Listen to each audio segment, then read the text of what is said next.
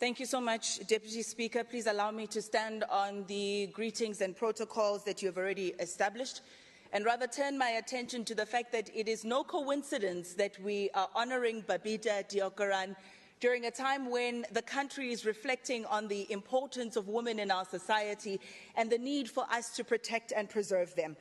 I'm reminded of the role that they played in delivering this democratic dispensation. I'm told that in the struggle, such women were referred to as the flowers of our revolution.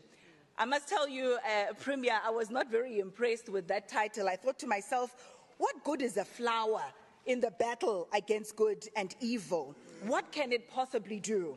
I then turned my attention to a poem by Tupac Shakur, who speaks about a rose that grew in the concrete. He speaks about how this rose had to be tenacious, how it had to push and pull and poke and prod to make sure that it breaks ground and it pushes and penetrates the concrete until finally it blossoms and blooms and spreads the fragrance of freedom. I then began to respect the power of that flower. Today, our fight is no longer against apartheid. It's against corruption in its endemic nature. It has metastasized like a cancer. It is now concretized like the very ground that we walk on. And Babita was that rose that grew in the concrete.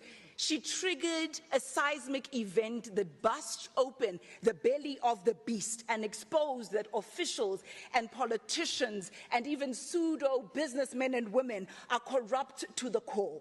What do we do with that knowledge and what do we do with that information today? I beg that we ought to resist wherever we see corruption, that in our small sphere of influence, we should rebel whenever it rears its ugly head. Allow me to say, do not go gentle into that great night, but rage and rage against the dying of the light. Deputy Speaker, as I close, I am reminded of the words of Sir Elton John as he reflected on the Rose of England, Princess Diana. And I will say this today to Babita. Goodbye, Babita.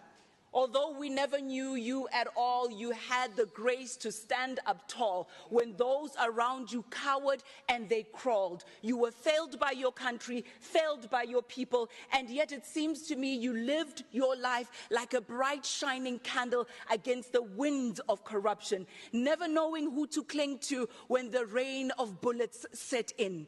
I would have loved to know you, but I remain inspired by you. Your candle burnt out long before your legend ever will. Lala ngoxolo, rose that grew from the concrete. May you multiply, oh the flower of this revolution. I thank you.